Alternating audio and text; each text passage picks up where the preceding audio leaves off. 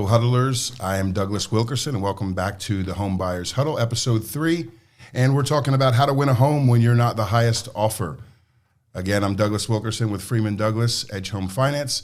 I'm the founder and owner of Freeman Douglas, the homeownership referral network nationwide, and a broker branch manager with Edge Home Finance. And today we have a very special guest, Amy Bass, here in Northeast Florida, covering Northeast Florida from Heron Real Estate. And you're a team lead to a team of aiming high realtors on the go with Heron Real Estate. I am. Welcome, yes, thank Amy. you. And again, thank you for coming. I know it's late notice, but we made it. I'm excited to be here. Thank you. Yeah, it's great. So I want to talk to you a little bit about yourself and obviously talk about how you win deals for buyers, in particular in this segment when you're not the highest offer. I don't know anything about real estate in terms of what you guys have to go through. I'm sure there's a list of 150 things that you do on any given day. Right. And I know that a lot of them get taken for granted, but nevertheless, you make it look easy.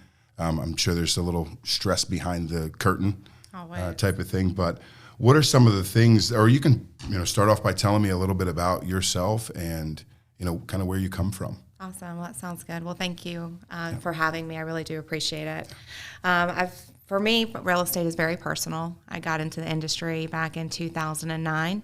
And with that, I came through a very traumatic time in my life, and I was super excited to know that God is no perspective of person. He was able to meet where I was at and provide me support through the real estate industry, and having professionals come alongside of me and encourage me and uplift me when I was going through a difficult time. So for that, I was super excited to know that I had a pool of folks that were able to come alongside.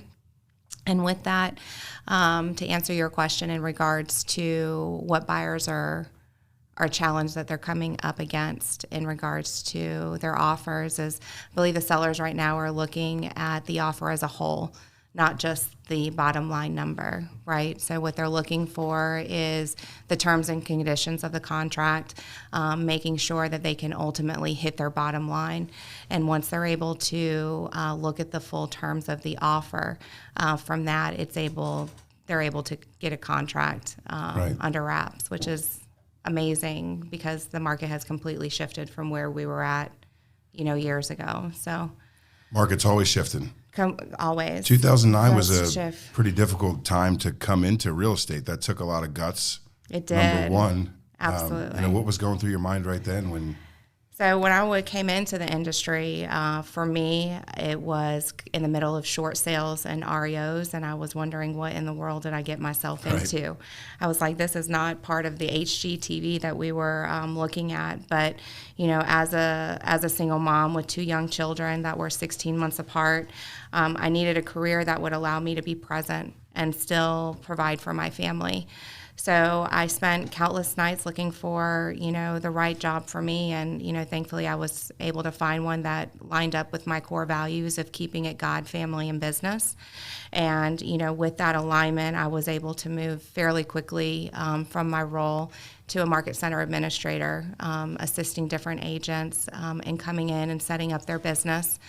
From there, I was able to get captured by one of the lead agents within our market center and worked from being an admin to an executive to transaction to close. Wow. So I moved fairly quickly along the lines of real estate. And in doing that, in 2018, I had a broker owner that I was assisting that seen potential in me that I didn't see in myself. And from there, he encouraged me to get my real estate license. And to be completely honest, I was scared out of my mind because I was like, what am I going to do as a single mom completely relying 100% on commissions, right? But again, I had to step out in faith. And then in doing that, I didn't close any deals coming out the gate. Unfortunately, I had 2 deals that fell apart, right? One from an inspection, one from an appraisal. These are things that are beyond our control. However, it does put us in a position that we have to go back out to the playing field. But it also means as a real estate agent that there's no paycheck, right? So we truly have to have a heart of service when we're, in this industry and coming alongside people and helping them out. And so yet I couldn't pay the bills. Things became very real very quickly within the industry. And I found myself being registered into a homeless shelter with my 2 children. Oh, wow. And for that was, an experience that was very heartbreaking because I learned the limited shelter options that were here in Jacksonville that will allow family units to stay together. So we could have breakfast together. Yeah, we could have dinner together, but at night they were wanting us to be separated. Adults go in one area and the children, since they were opposite sex, were having to go to 2 separate locations to sleep. And I just knew that wasn't what God had for me and my family. And so the drive was different. Right. I got out there and I huddled some agents together and we put a bingo sheet together and we're out there shopping and we're looking for folks, buyers, sellers, whoever, to share with them that we have the tools that are needed in order to get them into a home.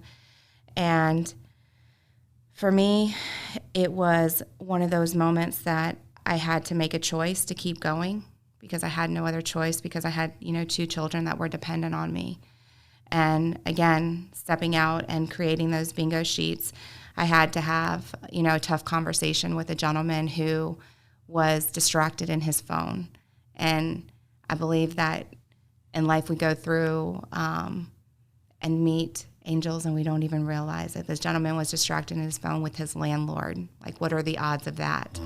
And so he asked me, can you take over this call? And I'm like, absolutely. I took over the call and what was the call about? The call was with his broker, who he was renting from, and he was a renter who was subleasing from a tenant, and the tenant had provided his 30-day notice to the landlord. Well, the gentleman that I was assisting was subleasing, and so he had no lease agreement with the landlord. Right. So whenever the tenant turned in his notice, the gentleman was like, well, I don't have to leave. Well, right. The broker Bob was like, listen, I've been in business for 37 years, and you either get out of my unit or you won't be able to rent anything here in Jacksonville. Right. And I took that as an opportunity, and I was just like, wow. I was like, you've been in the business for 37 years? When can you and I meet? I would love to have the opportunity to find out how I can be in business for as long as I've been alive, right? Yeah. And so broker Bob, I remember just laughing at me, and he's like, are you serious? And I'm just like, absolutely, I'm dead serious. He had no idea that I had just walked and entered into a homeless shelter. But during that conversation, he agreed to meet with me out there in Fleming Island. He asked me if I was familiar with the area, and I was like, absolutely, I grew up in that area. He was like, great, meet me at Ruby Tuesday, XY time and date. And so I was like, okay. So during our conversation, I was able to share my story where I came from and where I was going, and midway through, I remember it, and he stopped me, and he's like, you have some big ideas and a powerful vision, but there's something that's holding you back, and I want to know what that is. And his words stunned me because I saw that through the mask that I was putting on for, the audience that, we're trying to capture. Right. Is that, he's seen right through that masquerade mask. Yeah, everything's okay, and yeah, I get it. Yeah, so when people ask you, how are you doing? Oh, I'm fine, yep. And he was able to just come along and tell me at a very vulnerable time that as a brand new agent and as a single mom with 2 children, that he's seen something in me and he wanted to give me an opportunity. And so that gentleman that I had spoke to had got out of his unit. And so he wanted to provide me and my children with a 900 square foot apartment. So we didn't have to go to the homeless shelter. Yeah, nice. And so he was able to come alongside and then help us get to what I call a step up versus a hand up versus a handout. Right. Yeah. So he was able to come alongside, and I'm excited to share that God called me to be an aiming high realtor on the go to transform lives through real estate by offering hope, homes, and health to all of those that he brings into my path, because he's no perspective of person. Right. So I know what he's been able to do for me, he's able to do exceedingly abundantly more for others. And so that's why I advocate. That's why, because I've lived in the gaps of our housing system, I've experienced domestic violence, home insecurities, and even the challenges of trying to rebuild a limited support. So advocacy is super important to me because I want to be a voice for the voiceless, right? I want to be able to fight for people who need a hand up and not a hand out. I want to be able to utilize my real estate business as a platform to help people gain their purpose. Right. Now, there's people out there, this is incredible. And restore relationships, starting with the ones that we have with ourselves, Yeah. like I had shared. Yeah, well, thank you for sharing that. It seems, you can visibly tell that, the plan has changed, and Absolutely. appreciate you sharing that with us. I know it's a trying time, and it's obviously still with you and will always be with you, right? Yes. And, a lot of times in life we don't get to choose what happens or what our plan is. We can, make a goal and work towards it, but some things, they move. They do. Right? Yeah. And, the diligence and the resilience is definitely a commendable Thank you. just attribute to have. Yeah. It's great to hear. I mean, what else, to me, what else can you do? You turn Right. your pain into a purpose. Right. You turn the pain into a purpose and allow it to motivate you to, see what lessons you could learn and allow that to be an opportunity to share that love of Christ with others. Yeah. That's really where it's motivated me.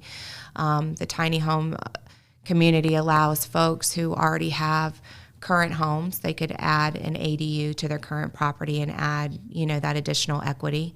You could do a new build and, add an ADU to your full custom build.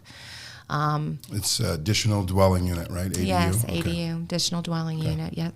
So how does that look like? What do you, if you want to add a ADU or an additional dwelling unit to one of your properties that you already own this, right? You already own it. And how does that look in terms of like permitting and just, I know there's city codes and There are. So that's where one of the struggles that we've been having is getting through permitting, depending on where you're at within the city limits of Jacksonville.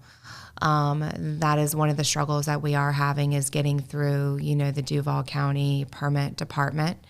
That has been one of the struggles that we have had along with the HOA communities. The HOA communities are prominent within Jacksonville. And so because of that, there are property management companies or boards that just will not allow or even entertain it. They don't like it. So that's been one of the two biggest struggles that I have seen. Yeah. On one side, I see the HOAs people want to live there. They drive through there. It's nice. Right. But I mean, on the other side, it's like there's people in there who are robots and zombies cutting their yard to a specific height. And, I can't have my kids' scooters out front of the house, and everything's got to be jammed in the backyard. And then people are flying drones over and they're like, they got a bunch of bikes laying in the backyard. It's nuts. Yeah. So not only just front yard stuff, but I can imagine you do some like advocacy for these tiny homes in terms of the permitting, and I believe it's. I was told that you do like you're in with legislation. You have some legislation against, or not against this, but fighting for the tiny homes and in Jacksonville. Is that? So no, I'm not part of legislation on that. However, I am part of Jack's Bridges program that's here. Okay. So I'm part of Jack's Bridges where they basically come alongside of us, hear what our vision is, and put us in front of a pool of investors that are able to hear what our visions or what our business plans are and see how they can come alongside of us as community leaders and assist us in bringing our vision to life. Right. So I've been participating in that. It's a 12-week program. So my goal is to be able to go out here and share my vision with those that will be in the room and ask for the support to bring it to life. Right. So what do you mainly need? So the first step to that is, what if you could wave a magic wand as the realtors say. They say that all the time. You could raise a magic wand. What would you want? What would make today happen? So I would think that the biggest thing is establishing and strengthening partnerships that we have within the community. That's going to be a key component in order for us to get the vision out there and to get folks to collaborate alongside of us to create a solid plan that we're able to help folks transition from either a rental market or coming out of their loved ones' living environment and creating their own to be self-sufficient. I would think that would be the number one thing. And then, of course, expanding the legislation advocacy efforts is going to be huge in changing those zoning laws and permitting process and the HOA restrictions. So having collaboration there. And then also launching, I would think, educational workshops. So those people that have the idea where they don't want folks like in their backyard, and explaining that, there is aesthetically pleasing and equity opportunities to increase your property values by adding this additional square footage and creating multi-generational living for the community and those that are around them. So I would say that those would probably be the immediate needs that I would magic wand would need. Right. What I don't understand is, so you're speaking about, like, I've heard about NIMBY, right? I did loans in California, and they're huge on that. They're not in my backyard, yes, right? Exactly. So I get that term. I don't know that you use the acronym, but I don't understand is I go up and down Jack's Beach, and there's multifamily units. There's multifamily stuff everywhere, right? So does that not fit in the multifamily? It has to be like an attached type of thing. So it depends on the community and depends where you're at within the Jacksonville city limits on whether the permitting will need to be an attached dwelling or a detached dwelling. Okay. So, for example, where I reside, I was able to get the plans that my girlfriend drew and submitted them down to the city, and I was able to get a detached approval to build the tiny home within my backyard. However, we take the same plans to a girlfriend of mine who lives in an HOA. There was no way that we would have been able to get that approved. So I think it depends on location, and we have to have the professionals to be able to help guide you and make sure that you're asking the appropriate questions and that you're going to the appropriate people in order to get those approvals. A lot of the HOAs have architectural review boards or committees that you would have to have plans drawn up and presented to them for approval before they would be able to get the A-OK. Which could take years. It could. Yeah. Depending on. It's an uphill battle. It is. For sure. And, should be applauded for being resilient in that. So what you're saying is basically the main thing that we're dealing with is not having these be allowed in HOA communities. Correct. But in other communities, definitely feasible. Correct. You do what you want with your land. Is that? That is correct. And are you having any permit issues with that?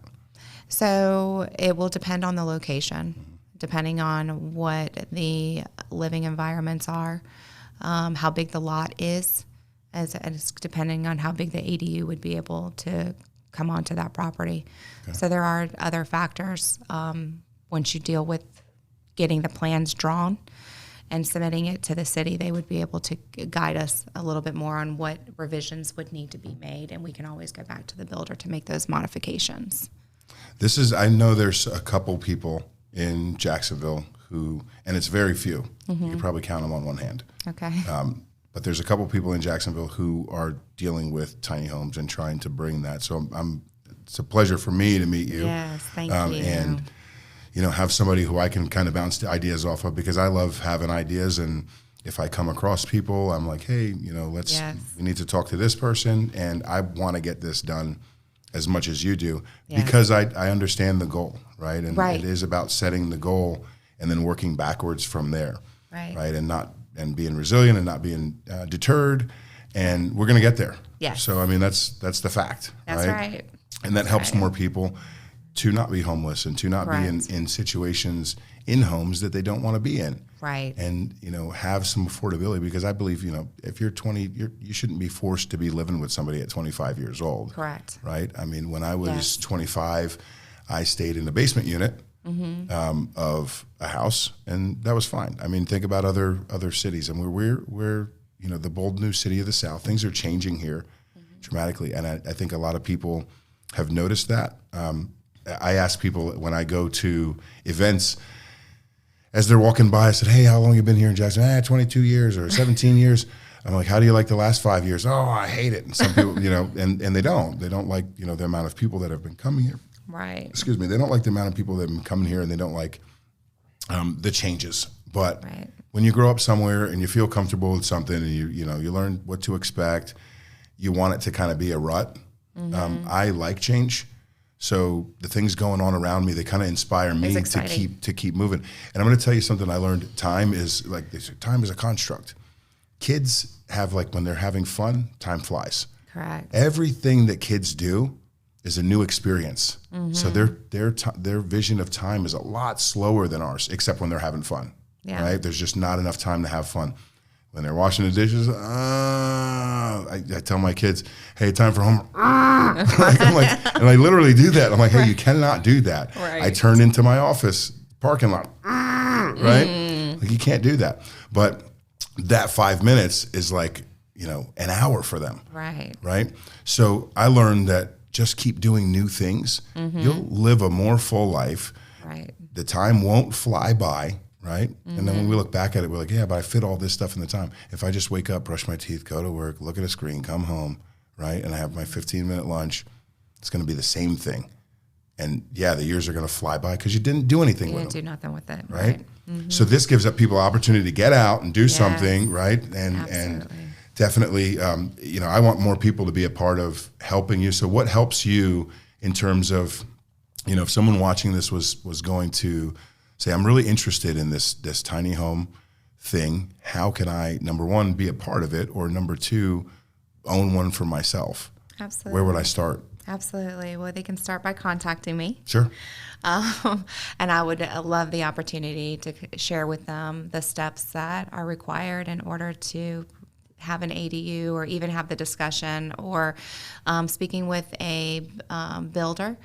Where we can come in on site and look at the site that they're looking to build, and making sure that we can put one on their specific lot that would fit their needs, or if they had a lot that they were looking to build on, we could have the conversation on that as well. So I would say the first thing is definitely contact me, allow us to have a conversation on whether an ADU would be a good fit, and allow us to do a property evaluation to make sure that the lot itself would be able to accommodate that particular need. And they would be able to reach myself or the team directly at 904-601-2114. Got it. Or 904-235-0253. Okay. So that's direct contact. That's direct contact. Okay. If we call it now, your phone's going to ring. That's right. All right, there we go. So my question is, and I know that in Jacksonville we have a specific number of units, or can go on like a quarter acre, so to speak. Are you finding the same, is it square footage, or are you finding the same parameters for that requirement, or that limit or restriction? So for instance, on 1 acre, I can put eight units, right? Are you finding that you can put more units on an acre? So when we were just running into this about a month ago, so we looked at 5 acres of land.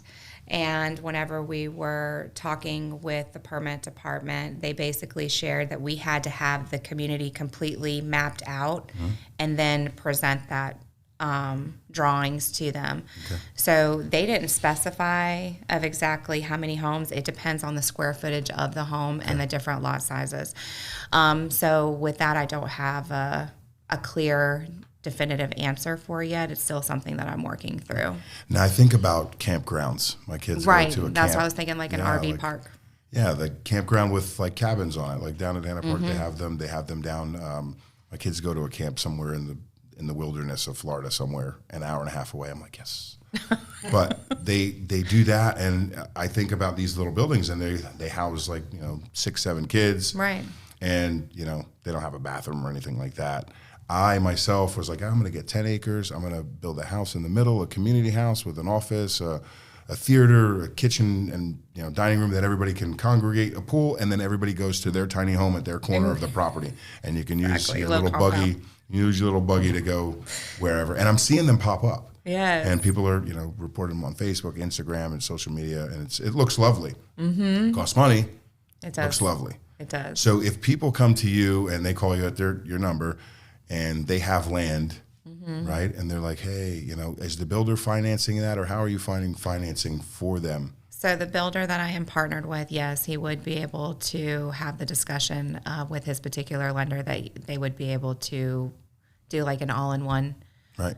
land and build package. We also have other lenders on our team that are exploring other financial creative methods as well.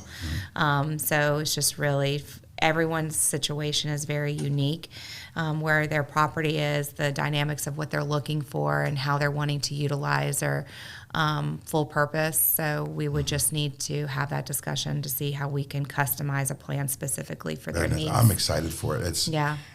Like I said, it's been a dream of mine, and it's a goal that I'm working for. And it might be a little branch off one universe, but I mean, I would love to do something like that eventually with my life, and I would love to be a part of someone else building it. Yes. And have those people who do have land and like, let's do this, or people Right. going to purchase land to Exactly. do it. So obviously, there's qualifications and requirements that are needed, but it starts with a conversation. That's like all you it said. starts. That's right. So Yeah, just open up the door. let's talk a little bit about how to win, like some of the parameters with what the segment's about, and the highest offer. So you're not the highest offer. Right. You put in, and I know there's a thing called escalations. I've never used one, but there's other items that you can do to win a bid or make your offer look more attractive. Right. Right. What are some of those things? So I would say some of the things would be definitely looking at the timeline of the contract. That's something that the sellers I believe is something that's really important to them, is making sure that, when are we getting binder? How much binder are we getting? How much skin in the game are you putting in at the very beginning? What is that timeline of us or the seller getting those funds? Inspection periods, I've noticed that sellers are coming back and they're not wanting a 2-week inspection period. They're wanting to find out within the first 7 to 10 days, like, where do we stand on this inspection? Also, they're looking at how are they getting financed, right? So are they coming in with a pre-approval? Are they coming in with a pre-qualification? Are they coming in with an FHA where I'm looking at my windows, or are they coming in with a conventional or cash offer? Sellers are also looking at when they're going to be able to close. I just closed a listing over in Atlantic Beach, and we had multiple offers come in. However, my sellers were looking for a bottom line number. So until we were able to hit that bottom line number, it didn't matter how many offers came on the table. And so just looking back at that particular scenario, they were looking at the overall contract, the terms, the conditions, and the ultimate price to make their final decision. And I'm seeing that more and more, and I'm hearing that with other agents that are in the industry as well. Right. Well, a lot of it also depends on what that person owes and what their goals are 100%. when they get done. So Right. it might just be about the money, Right. And you can't win them all. No, you can't. Right. But there are definitely things that, and for those who don't know, like an escalation clause is, hey, if somebody puts in $420,000 Right. on this, I'm going to go up to 430, and I'm going to, whatever the clause is, that you have to keep escalating it to get to To X I want dollar. to win this. To X dollar amount. Right. Right. So, yeah, I mean, that's good information to a home buyer, because, like we said, a lot of people don't know this stuff. They spend, Right. 15 minutes on Google and looking to get an AI answer. Or and AI. the AIs, I'm going to tell you what, like all the stuff that's out there on the internet is for lead generation. And you may be starting, to go down a rabbit hole where you just don't have the information that you need to succeed. Correct. And then it's, it turns into a pretty cumbersome experience. So if, definitely I always recommend contacting the professionals who do it every day. Absolutely. Right? Like, you do this every day. Right. It's like you said, you're 100% all in. Right. It's make it or break it every single day. I told my dad, and if he watches this, which he probably will, if he watches this, I told him that he hustled his work every day, and I didn't want to do that. I never wanted to wake up broke and just go hustle a job, but he loved it. Mm-hmm. And I wanted more security in my life. And when I came over to this and I was able to figure out how to help people in a way that, number one, it wasn't work.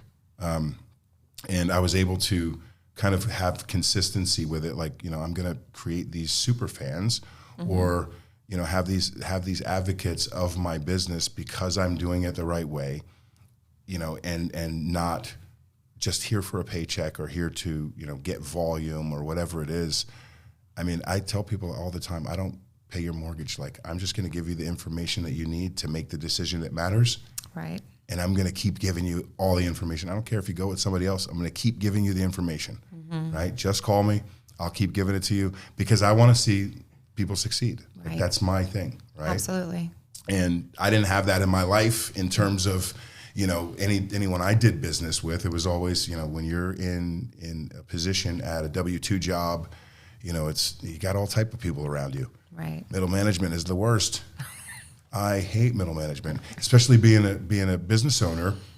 Like, it's, you have a vision, and then you have the people who sell the vision, mm-hmm. and then you have the people in the middle who are not great people trying to meet the quotas, and they're doing their job, but it kind of gets perverted in that area to right. where the people who join the company in the beginning, they have the vision. So these realtors, they have the vision, right? And then they learn about the business and are like, oh man, I got to do some stuff. You got to work. And I got to figure this out. Mm-hmm. And I might, you weigh the scales when it comes down to it. And you're like, well, if I don't tell them this, I could close the deal, even though I should tell them it. And I see it all too often. Right. And it's a stain. Mm-hmm. And we don't want people to do that. So, it's not about a paycheck. I don't, like I said, if I want people to come back to me, if they're able to beat the deal that I'm presenting to them, I'm going to tell you how you beat me. It's happened once or twice, mm-hmm. but I'm going to say, hey, you beat me as a mortgage broker, right? And, presenting any terms for lenders. And as long as I'm aligning with the goals and the things check the boxes, I'm going to suggest things, but I'm never going to, steer anybody into something that could be against what they're doing, or, like I have something going on right now where it's evident, like, you have to go with this route because there's guidelines you can, we're cool here. There's guidelines where you can do certain things and get your, we'll edit that part out. Thank you. Yeah. Sorry. We gotta mute or silence it. That was my alarm. Where were we at? I wasn't saying nothing important anyway. I'm so sorry. So back to it. There are, I'm in a deal now that does have, they had to go out of a USDA loan because guidelines didn't permit them to omit a mortgage that a guy had on a property that someone else is renting or someone else is paying for. So we're able to omit it with any other product, but they can't omit it with a USDA. Mm-hmm. It's a hard conversation, and they don't want to pay the money to put the down payment. Right. Right? Because I told them in the beginning, I said, hey, we're going to do the least amount of money as possible. This is the loan for you. And then here comes a mortgage and somebody else pays it. And I'm like, we can't do that because the USDA guidelines don't permit you to omit that. Right. Right. Well, we can't remove you off of the loan because it's based on household income. So we have to keep everyone who's living in the house. So we have to switch the product, right? And then we get into AMI restrictions, and that's area median income for other people. So they're in this little box, right? And it's disheartening to some people because these products are set up for success with the people that fit the product. Correct. Right? And a lot of thought went into them. Mm-hmm. There's no way around this stuff. right? You just have to find the product that actually fits, and it's the best product for that person. And there's a lot of creative stuff out there that we can do. So it's all not just cut and dry. But it just goes to show, like, that's not something for the community that is beneficial to just, dump that person and walk away and say, oh, we can't do it, Right. And, I've told them, hey, I want you to take the loan estimate. I know that you're going to go shopping now because you didn't get good news. I'm going to give you everything you need to do to shop it, but I'm going to push this forward and we're going to be clear to close this way. Right. Right. And when you get done in a week, we'll be ready to close in the next 2 days. Good. And that's all I can do. And if you want to bring me their loan estimate, for some reason they beat me or something like that, I'm going to tell you, hey, I got beat, and that's it. Right. And it's not, I'm hiding information from anybody. It's just I'm giving you the information that's there to have you succeed. And sometimes it's not great info. Right. So it's definitely important to keep a focus and a baseline in this business and not get skewed by, high dollar commissions or, Correct. Volume bonuses and things like this in this industry. So I think that's one of the biggest things is the customers come back and appreciate the fact that we listen.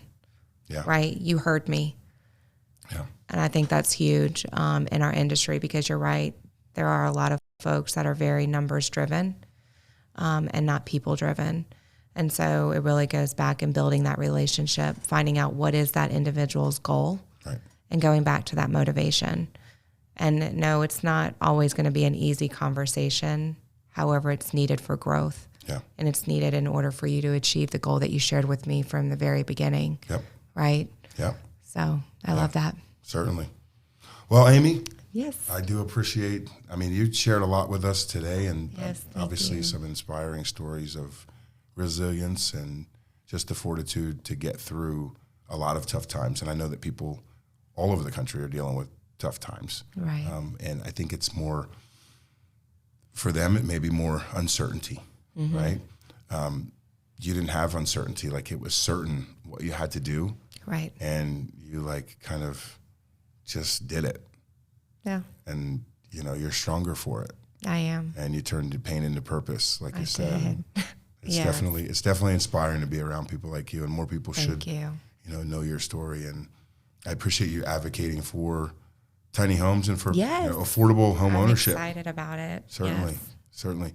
So we want to talk just briefly on this when we go out about Sure. like how do people contact you again, Absolutely. and we can talk about next steps and what's the main thing that you want to leave with everyone. So I would say one of the main things, most importantly, is I would think that we need to inspire people through transparency and be open to share our testimonies. We want to utilize this platform not to just sell homes, but to build hope, to strengthen families, and to ignite a faith that anything is possible. And so most importantly, success comes by continuing a walk in obedience, trusting that every step, no matter how hard it is, it's a purpose-driven and guided by the Lord. And we're not just building homes, but we're building a movement that's rooted in healing and wholeness and transformation. And I'm Amy Bass, an Aiming High Realtor on the go. And you can contact me directly at 904-235-0253. And feel free to reach out to me through social media platform on Facebook. Amy Bass loves closing deals for you. Awesome. And I think we're friends. I think we're friends. Maybe we're friends. We'll see. So you It's can official. search. You can search Amy Bass on my profile too.